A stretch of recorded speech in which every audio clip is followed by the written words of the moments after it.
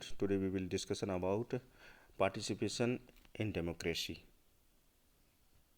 कौन लोग हैं जो पार्टिसिपेशन करते हैं, किस तरह से फॉर्म गवर्नमेंट करते हैं.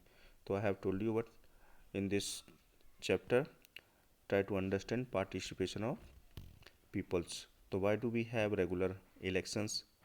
अब वन फीचर्स ऑफ यानी कि एलिमेंट्स ऑफ डेमोक्रेटिक कंट्रीज का ये होता है पहला कि वी हैव रेगुलर इलेक्शंस, यानी इन this system government democratic government में रेगुलर इलेक्शंस होते हैं हर 5 साल बाद इलेक्शंस होते हैं. ये पहली एलिमेंट्स है डेमोक्रेटिक गवर्नमेंट की.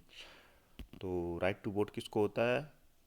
अबव एज ऑफ 18, जो 18 साल से ऊपर होता है वही राइट टू वोट कर सकता है, उसे वोट देने का अधिकार होता. तो पहली डेमोक्रेसी की पर जो फीचर्स कह सकते हैं, एलिमेंट्स कह सकते हैं, वो क्या हो गया? रेगुलर इलेक्शंस होते हैं.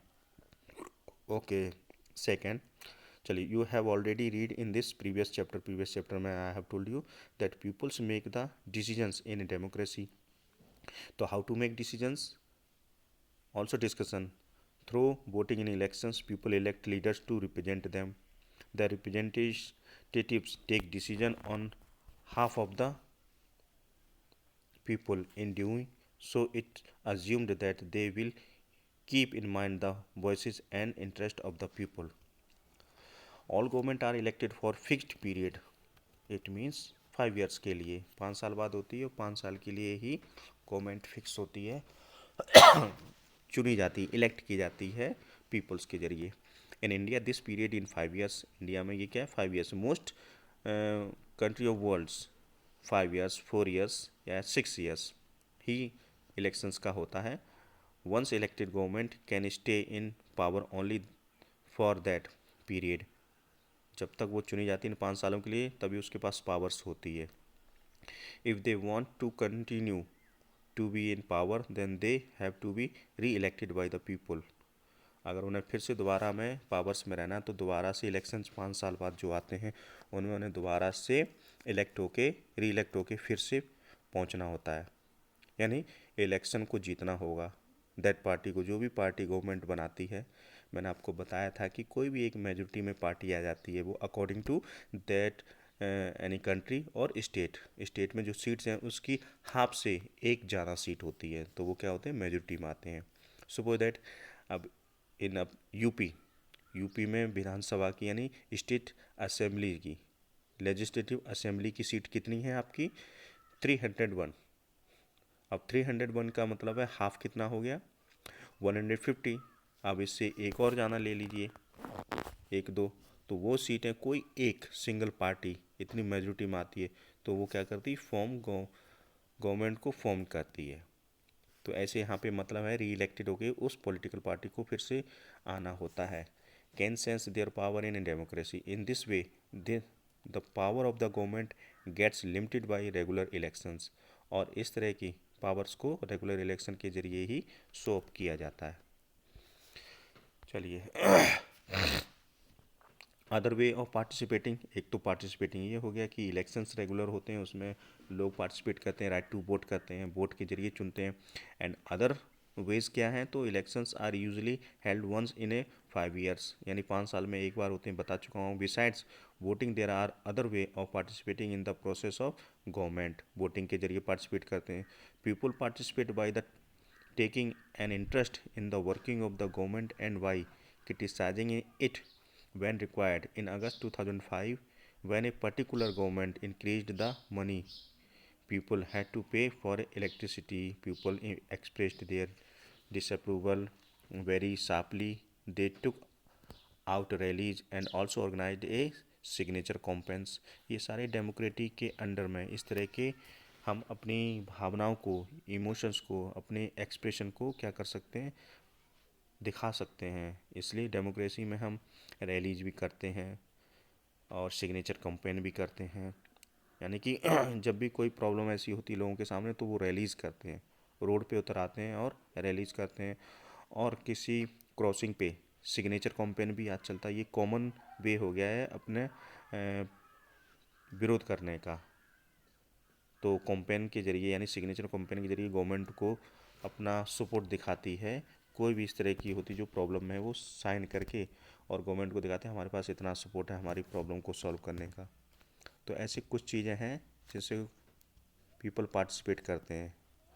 The government try to explain and defend its decision but finally enlisted to the peoples opinion and withdraw the increase. जो पीपल्स के ओपिनियन के आधार पे ही गवर्नमेंट डिसीजन लेती है। The government had to change its decision because it is responsible to the people. अगर वो कहीं डिसीजन को चेंज करती है तो वो कहीं ना कहीं पीपल के प्रति रेस्पॉन्सिबल है, अकाउंटेबिलिटी है उसकी। अगर उसे लगता है गवर्नमेंट को कहीं हमने गलत डिसीजन दे दिया है, गलत डिसीजन आउट हो गया है, तो उसको वो चेंज करने का भी उसके पास अधिकार होता है। ओके चलिए। There are many ways in which people express their views. बहुत सारे ऐसे रास्ते होते हैं, वेज होते हैं, तरीके होते हैं जिससे लोग अपने विचारों को प्रकट करते हैं, विचारों को बताते हैं, उनके मन में क्या है वो बताते हैं। Make governments understand what actions they should take. These includes dharna, rallies, strikes, signature campaign. Its things that are unfair and injustice are also brought forward. Newspapers, magazines, and TV also play a role in discussing government issues and responsibilities. अब ये veg हैं जो government अपने क्या करते हैं, express को अभिव्यक्त करते हैं, एक्सप्रेस करते हैं अपने व्यूज़ को। ये तरीके हैं, वेज हैं कि गवर्नमेंट तक बात पहुंचाने के। अगर पर्टिकुलर किसी एक एरियाज में सपोज दैट कोई प्रॉब्लम है, आपके ही मोहल्ले में सपोज दैट बहुत ज़्यादा प्रॉब्लम है, ड्रेनेज सिस्टम ब्लॉक हो गया है, डेली बहुत प्रॉब्लम उससे होती है, तो उस एरियाज़ का जो एमएलए है उस तक पहले तो वहाँ के जो भी लोकल लोग हैं वो अपनी बात को रखेंगे, और फिर वो एमएलए पार्लियामेंट में जब सेशन चलता है, जहाँ पे कह सकते हैं कि उनकी क्लास चलती है, जहाँ वो अपनी बात रख सकते हैं, वहाँ पे वो उससे रिलेटेड अपने प्रॉब्लम को एमएलए का रखेगा पार्लियामेंट में या लेजिस्लेटिव असेंबली में, विधानसभा में, और फिर उसके ऊपर वो सॉल्व किया जाएगा उस प्रॉब्लम को, ड्रेनेज सिस्टम को। अगर ऐसे नहीं होता है, अगर हमारे रिप्रेजेंटेटिव्स नहीं सुनते हैं, तो दूसरा तरीका क्या होता है जो इसमें दिए गए हैं, वहाँ के लोकल के लोग क्या करेंगे, धरना देने लगेंगे, यानी बैठ जाएंगे, भूख हड़ताल पे बैठ जाएंगे या कैंडल जला के बैठ जाएंगे, रैलीज करेंगे, लोगों को, उस मोहल्ले के सब लोगों को लेके सड़कों पे गवर्नमेंट के खिलाफ नारे लगाएंगे, स्ट्राइक करेंगे, काम बंद कर देंगे, और सिग्नेचर कैंपेन चलाएंगे, जाना जाना लोगों के सिग्नेचर लेंगे और गवर्नमेंट को दिखाएंगे। ऐसे मीडिया में, न्यूज़पेपर में वो वहाँ की प्रॉब्लम्स को बार बार निकाला जाएगा। क्योंकि गवर्नमेंट अगर सॉल्व नहीं करेगी तो गवर्नमेंट को फिर ये भी डर रहता है कि अगले नेक्स्ट 5 ईयर में जो इलेक्शंस होंगे उसमें मेरी पार्टी हार जाएगी। तो गवर्नमेंट फिर इन प्रॉब्लम को सॉल्व करती है और अपना सपोर्ट लेने की कोशिश करती है ऐसे लोगों से। तो इस तरह से प्रॉब्लम को सॉल्व किया जाता है। ओके चलिए। While it is true that a democracy allows people to participate, और पार्टिसिपेट करती है, पीपल पार्टिसिपेट करते हैं, तो कैसे पार्टिसिपेट करते हैं, मैंने कहा ना डायरेक्टली नहीं करें, इनडायरेक्टली करते हैं, यानी अपने रिप्रेजेंटेटिव्स के जरिए पार्टिसिपेशन उनका होता है। It is also true that not all sections of people are actually able to do so, यानी सारे सेक्शन के लोग ऐसा नहीं कर सकते हैं कि पार्टिसिपेट करें डिसीजन मेकिंग में गवर्नमेंट के। क्या ऐसा हो सकता है? सो दैट क्या पूरी कंट्री है जो हमारी इंडिया है, 130 करोड़ पीपल हैं, क्या किसी एक जगह पे बैठ सकते हैं?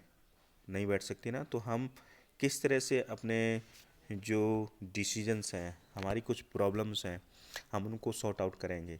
तो वो कैसे करेंगे? क्योंकि हमारे बीच से ही जो चुन के जाते हैं एमएलए और एमपी, वो हमारी बात को रखते हैं कहाँ, पार्लियामेंट में। तो यही होता है डिसीजन मेकिंग और पार्टिसिपेशन पीपल का। क्योंकि एक साथ सब पीपल बैठ नहीं सकते। अब सोचो कि एक जगह पे सारे पीपल आ जाएंगे पूरे भारतवर्ष के और फिर उनकी समस्या सुनी जाएगी, ये असंभव है, इम्पॉसिबल है, ऐसा हो ही नहीं सकता। तो हमारे बीच से हमारे प्रतिनिधि चुन के जाते हैं, वो हमारी लोकल की समस्याओं को कहाँ रखते हैं, पार्लियामेंट में या विधानसभा में, लेजिस्लेटिव असेंबली में। ओके, तो इस तरह से पार्टिसिपेशन होता है। चलिए, another way for people to participate is buying organizing themselves into social movements. और दे रहे हैं अदर वेज, ऑर्गेनाइजिंग, अपने आप को इकट्ठा करते हैं, संगठित करते हैं मूवमेंट करने के लिए। अब मूवमेंट कब होता है? जब कोई ना कोई बहुत बड़ी प्रॉब्लम हो, पर्टिकुलर किसी रीजन में, किसी स्टेट में, किसी पर्टिकुलर सेक्शन में। तो लोग इकट्ठे होते हैं और मूवमेंट करते हैं। Seek to challenge the government and its functioning, और गवर्नमेंट और उसके फंक्शन पे उसको चैलेंज करते हैं। आपने टीवी में देखते होंगे, न्यूज़पेपर में देखते होंगे कि जब प्रॉब्लम कोई सॉल्व नहीं होती है तो लोग कैसे सड़कों पे उतर आते हैं और गवर्नमेंट के खिलाफ बैनर लेके चलते हैं और आवाज़ लगाते हैं और उसमें नारे भी लगाते हैं, स्लोगन, गवर्नमेंट को बुरा भला भी कहते हैं और मीडिया फिर उसको कवरेज करती है ना। इस तरह से गवर्नमेंट के कानों तक वो प्रॉब्लम जब पहुंचती है तो गवर्नमेंट कोशिश करती है उसको प्रॉब्लम को सॉल्व करने की। तो ये डेमोक्रेसी में तरीके हैं, वेज हैं, लोग अपनी बात पहुंचाते हैं गवर्नमेंट तक। लेकिन ऐसा सिर्फ डेमोक्रेसी में है, in this system only democracy, no but not in non democracy country. जो नॉन डेमोक्रेसी कंट्री नहीं है, जहाँ पे लोगों का पार्टिसिपेशन नहीं होता है, वहाँ पे कोई एक व्यक्ति, एक पार्टी या कोई एक ऑर्गेनाइजेशन जब रूल करता है किसी कंट्री में, तो इस तरह का परमिशन नहीं होती लोगों को कुछ भी करने का। अगर ऐसा करने की कोशिश करते हैं तो गवर्नमेंट बहुत ही टाइट एक्शन उठाती है, उन्हें जेल में डाल देती है, कुछ को गोली मारने के आदेश भी दे देती है। यानी डिक्टेटरशिप दिखाती है, तानाशाही दिखाती है ना। तो ये होता है। तो democracy is the best government of the world, कह सकते हैं। डेमोक्रेसी में ही लोग सबसे ज़्यादा क्या रहते हैं, हैप्पीनेस, खुश रहते हैं। चलिए, members of the minority community, Dalits, Adivasis, women and other are often able to participate in this manners.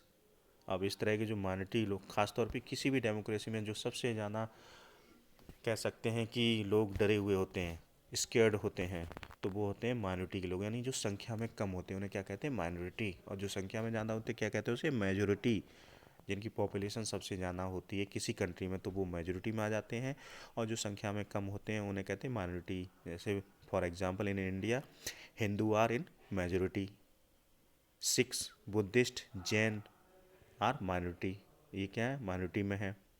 तो इनके कल्चर को, इनके राइट्स को, इनके फंडामेंटल राइट्स को, उनको सबको प्रोटेक्ट गवर्नमेंट करती है कॉन्स्टिट्यूशन के जरिए, है ना। चलिए next, it is countries people are alert and interested in how the country is run, कि देश कैसे चलेगा, बहुत अलर्ट होती है, इंटरेस्ट लेती है। The democratic character of the government of that country will be stronger. So the next time we see a rally winding through the street of our cities and towns or village, we should pause to find out what the rally is about, who is participating in it, and what they are protesting about. This will help to give us a sense of how our government works. इन सब से पता चलता है कि government हमारी कैसे काम करती है जब हम पार्टिसिपेशन करते हैं डिफरेंट डिफरेंट तरीके से। चलिए, नीड टू रिजॉल्व कन्फ्लिक्ट।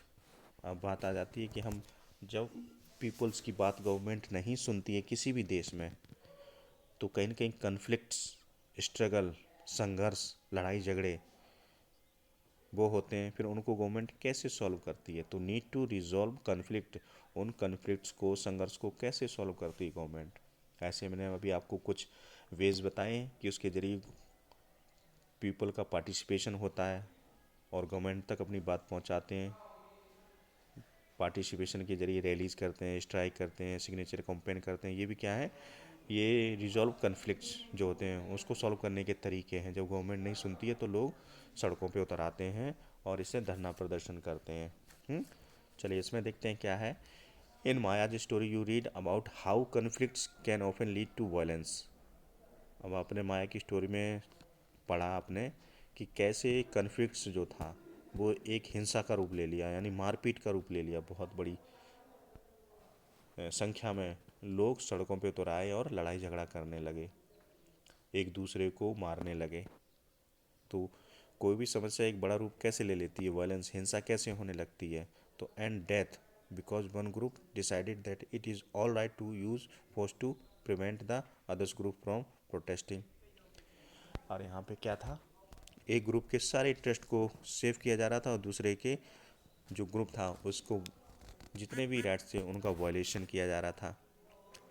जब किसी भी कंट्री में वहाँ की गवर्नमेंट जब अपने सेक्शन के लोगों के इंटरेस्ट और वेलफेयर के लिए जब काम करती है और दूसरे ग्रुप को निगलेक्ट कर देती है, दूसरे सोसाइटी को, सोशल डिवीज़न के लोग होते हैं जो दूसरे इथनिक ग्रुप्स होते हैं, दूसरे सोसाइटी के लोग होते हैं, उनके राइट्स का वॉयलेशन करती है, उल्लंघन करती है, क्रिटिसाइज़ करती है, उनको कोई राइट नहीं देती कुछ करने का, तब इस तरह के कन्फ्लिक्ट्स क्या होते हैं, रेज होते हैं किसी भी कंट्री में। फॉर एग्ज़ाम्पल इंडिया में अभी भाजपा है, अब हम ये कहें भाजपा सिर्फ हिंदुओं के लिए वर्क करेगी, हिंदूज़ के लिए, तो वो क्या करेगी, हिंदू कम्युनिटी के लिए ही रूल्स बनाएगी, और बाकी अदर कम्युनिटी भी तो रहती है। India is a very vast country, और यहाँ पे मुस्लिम्स में सिख हैं, बौद्धिस्ट हैं, पारसी हैं, आपके अदर भी हैं। तो अगर उनको पूरी तरह से निगलेक्ट कर दे, क्योंकि वो भी तो इस देश के क्या है, इनहेबिटेंट्स हैं, डोमिसाइल हैं, इस देश के मूल निवासी हैं, जो वर्षों से एक साथ रहते चले आए सारी कम्युनिटी, और उस किसी कम्युनिटी में एक को हम मेजोरिटी को प्रेफर करेंगे और दूसरी को निगलेक्ट करेंगे, तब ऐसी समस्या आती है किसी भी कंट्री में, क्योंकि वो भी उस देश के क्या है, सिटीजन है, तो उन्हें भी उतना ही राइट है जितना कि मेजोरिटी को है। तो हम इसलिए गवर्नमेंट क्या करती है, प्रोटेक्ट करती है उनके वेलफेयर का, इंटरेस्ट का। और जब नहीं करती है किसी कंट्री में, कोई गवर्नमेंट नहीं करती, तो वहाँ पे कन्फ्लिक्ट्स आते हैं, इसी तरह का संघर्ष होता है, मूवमेंट होता है, फिर लोग, एक कम्युनिटी के लोग मूवमेंट करते हैं उस कम्युनिटी के खिलाफ जिसे सारे राइट मिले हुए हैं, क्योंकि वो डिमांड करती कि मुझे भी सेम राइट दिए जाएं, बिल्कुल वैसे ही अधिकार दिए जाएं। ठीक है, तो समझ गए कि किस क्यों कन्फ्लिक्ट्स किसी कंट्री में इस तरह की सिचुएशंस बनती है। तो conflicts occur when people of different culture, religions, regions और economic background do not get along with each other, है ना। अब जैसे मैंने अभी आपको बताया था, डिफरेंट डिफरेंट कम्युनिटी के लोग हैं, अब इसमें भी वही दिया है, कल्चर के, रिलीजन के, रीजन और इकोनॉमिक बैकग्राउंड से हैं, और when some among them feel they are being discriminated against, इनमें से कुछ को ऐसा डिस्क्रिमिनेशन लगने लगे, भेदभाव लगे कि मेरे हमारे साथ डिस्क्रिमिनेशन हो रहा है। यानी कैसा डिस्क्रिमिनेशन, किसी एक कम्युनिटी को तो सारे आपने क्या दे दिए, राइट्स दे दिए, यानी किसी एक कम्युनिटी को आप जॉब दे रहे हो, उसी कम्युनिटी के रिलीजन को आप प्रमोट कर रहे हो, और दूसरी कम्युनिटी के रिलीजन को प्रमोट नहीं कर रहे हो, ना जॉब दे रहे हो, तो ये क्या होता है, डिस्क्रिमिनेशन होता है। तो ऐसा ही जब डिस्क्रिमिनेशन होता है, तब एक कम्युनिटी के लोग स्ट्रगल करते हैं। People may use violent means to settle their differences, तब वो क्या करते हैं, वॉयलेंस करते हैं डिफरेंसेस के बेस पे। This lead to fear and tension among other living in an area, अब यही फिर फियर और टेंशन का कारण बनता है, जो आपस में एक साथ मिलके जो रह रहे थे जगह पे। The government is responsible for helping to resolve conflict, और गवर्नमेंट की रेस्पॉन्सिबिलिटी बनती है कि वो इस तरह के कन्फ्लिक्ट्स को रिजॉल्व करे, सॉल्व करे। क्यों सॉल्व करे, इसके पीछे मैंने रीजन्स बताया, तो what was the reason behind कि government is responsible for helping to resolve conflicts, because people elect their ruler by elections, चुनाव के चुनाव के जरिए उन्होंने उनको चुन के भेजा है, तो उनकी रेस्पॉन्सिबिलिटी है कि उनके लिए वर्क करें। चलिए, let us read about some of the conflicts in our society and the role of the government is resolving them. अब कुछ हम ऐसे कन्फ्लिक्ट्स हमारी सोसाइटी में पढ़ेंगे कि गवर्नमेंट का क्या रोल है और उनको कैसे सॉल्व किया। हर एक कंट्री में इस तरह के कुछ ना कुछ होते हैं कन्फ्लिक्ट्स। चलिए, रिलीजियस प्रोसेशंस, धार्मिक जुलूस, लोग निकलते हैं किसी एक पर्टिकुलर रिलीजन के लोग, जब सड़कों पे उतर आते हैं और कोई प्रोटेस्ट करते हैं। And celebration can sometimes lead to conflicts, किसी धर्म विशेष के लोग सड़कों पे उतर के सेलिब्रेशन करते हैं अपने धर्म को, तब दूसरे कम्युनिटी के लिए, दूसरे धर्म के लोग क्या करते हैं, उन पर अटैक भी कर देते हैं। जैसे भारत में होता है, आपने देखा होगा, जब आपका नवरात्र होते हैं, या जब ईद होती है, या मुस्लिम्स का कोई त्यौहार होता है, तो वो बाहर सड़कों पे इंजॉय करते हैं, तो दूसरी कम्युनिटी के लोग क्या करते हैं, उन्हें थोड़ा सा परेशान करने की कोशिश करते हैं, और यही परेशानी कहीं ना कहीं कन्फ्लिक्ट का रूप ले लेती है, संघर्ष का रूप ले लेती है। फॉर एग्जाम्पल दिया, the route of procession taken away lead to conflict, एक प्रोसेसन जा रहा है, जुलूस जा रहा है, the government particularly the police play an important role in the getting representatives or concerned communities to meet and try to arrive at a solution। अब ऐसे में पुलिस का इम्पोर्टेंट रोल हो जाता है कि वो अपना ऐसे प्रॉब्लम को सॉल्व करे। At times there is a fear that violence may erupt with people throwing stones और trying to disrupt the procession. जैसे बताया है, कोई भी जुलूस निकल रहा हो सड़क पे, किसी पर्टिकुलर मोहल्ले से जा रहा है, तो लोग क्या करते हैं, पत्थर फेंकने लगते हैं, डंडे फेंकने लगते हैं, बोतलें फेंकने लगते हैं, उन्हें परेशान करने लगते हैं। तब ये किसका रूप ले लेता है? वायलेंस का रूप ले लेता है ना। यानी कि तब हिंसा हो जाती है, लड़ाई झगड़ा होने लगता है। with people throwing stones or trying to disrupt the procession, the police is responsible for ensuring that violence does not take place। और ये पुलिस की रेस्पॉन्सिबिलिटी होती है कि वो इस तरह के वायलेंस के ना होने दे। चलिए, rivers too can become a source of conflict between states. भारत में एक दूसरी प्रॉब्लम्स और सबसे ज़्यादा नोट की जाती है कि आपस में दो स्टेट नदियों के लिए कन्फ्लिक्ट पे उतर आते हैं, कहीं ना कहीं स्ट्रगल करते हैं, मूवमेंट करते हैं। जैसे साउथ में कावेरी रिवर्स को लेके प्रोटेस्ट हुआ था केरला तमिलनाडु के बीच में कर्नाटका के बीच में। A river way begin in one place. आपको पता है रिवर एक जगह से शुरुआत होती है, flow through another and in third. यानी किसी राज्य से स्टार्ट होती है, किसी दूसरे राज्य में एंटर करती है, तीसरे राज्य में जाके वो एंड होती है। क्योंकि नदी किसी एक राज्य में नहीं है, दो तीन राज्यों से पासिंग होते हुए और वो वे ऑफ बंगाल में या अरब सीज में क्या करती है, गिरती है जाके। तो the sharing of river water between different places that the river goes through is becoming an issue of conflict. और यही कन्फ्लिक्ट का कारण हो जाता है, क्योंकि नदी किसी एक राज्य से निकलती है और बहती हुई वो दूसरे तीसरे राज्य से होते हुए शेयर करती है सबके बॉर्डर्स को। तो सब उस पर स्टेट के पॉलिटिकल लीडर्स होते हैं, जो वहाँ के चीफ होते हैं, वो उस पर अपना अधिकार समझने लगते हैं सब। तो इस बीच में फिर वो सब कहते हैं ये मेरे स्टेट की नदी है, दूसरा कहता है ये मेरे स्टेट की नदी है, कुछ कहता है ये मेरे स्टेट में ज़्यादा बह रही है तो उस पर मेरा अधिकार है, कोई कहता है कि मेरे यहाँ से मेन गुजरती हुई है। तो इस तरह की कई एक्सक्यूज़ देते हैं और आपस में लड़ने लगते हैं उसके नदी के पानी के लिए, रिवर्स के वाटर के लिए। ओके, चलिए। तो for example you may have heard about the Kaveri water dispute between Karnataka and the Tamil Nadu.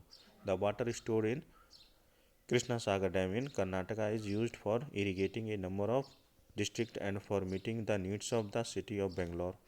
यानी कि यहाँ पे एक कृष्णा सागर डैम बन रहा था, तो स्टोर हो रहा था वाटर, और मोस्टली किसके लिए यूज़ हो रहा था? आपका इरिगेटिंग यानी कि सिंचाई के लिए बहुत सारी डिस्ट्रिक्ट्स में कर्नाटका के। तो नीड्स तो वहाँ पे थी वाटर की। The water store in Mettur dam in Tamil Nadu, और ऐसा ही स्टोर इसी नदी के वाटर से मेट्टूर तमिलनाडु में स्टोर हो रहा था। तो Tamil Nadu is used for crops. Tamil Nadu भी अपनी क्रॉप्स के लिए इरिगेशन के लिए यूज़ कर रहा था इन्हें delta region of the that state. उसमें डेल्टा में, डेल्टा क्या होता है? बहुत ही फर्टाइल लैंड्स होता है, जो कि जहाँ पे नदी का माउथ होता है, यानी कि जहाँ पे नदी गिरने से पहले, बे ऑफ बंगाल में गिरने से पहले वो डिफरेंट डिफरेंट ब्रांचेज में क्या होती है, स्प्रेड हो जाती है, फैल जाती है। तो वो क्या होता है, फर्टाइल लैंड्स बन जाती है जगह जगह में, बहुत अच्छी। तो वही होता है डेल्टा आपका। एक conflict arise because both dam are on the same river. अब दोनों डैम क्या थे? सेम रिवर पे थे। The downstream dam in Tamil Nadu can only be filled up it water is release from the upstream one located in Karnataka. यानी ऊपर से जो पानी आ रहा था वो नीचे कहाँ? तमिलनाडु के डैम में स्टोर हो रहा था। तो therefore both state can't get as much water as they need for people in their states. तो दोनों ही कहीं ना कहीं एक्सक्यूज़ दे रहे थे कि कर्नाटका पानी पर्याप्त नहीं आना दे रहा है तमिलनाडु में। ठीक है, तो इस तरह से बहुत कन्फ्लिक्ट होता है। कई सालों में ये प्रॉब्लम को सॉल्व किया गया था। चलिए, both state can't get as much water as they need for people in their state, this lead to conflict. और यही कारण बना किसका? संघर्ष का, लड़ाई का। The central government has to stop in and see that a fair distribution is worked out for both state. फिर इसमें सेंट्रल गवर्नमेंट ने इंटरफेरेंस किया और इस प्रॉब्लम को सॉल्व करने की कोशिश की। चलिए, आज इतना ही, और कल पढ़ेंगे हम equality and justice. Thank you.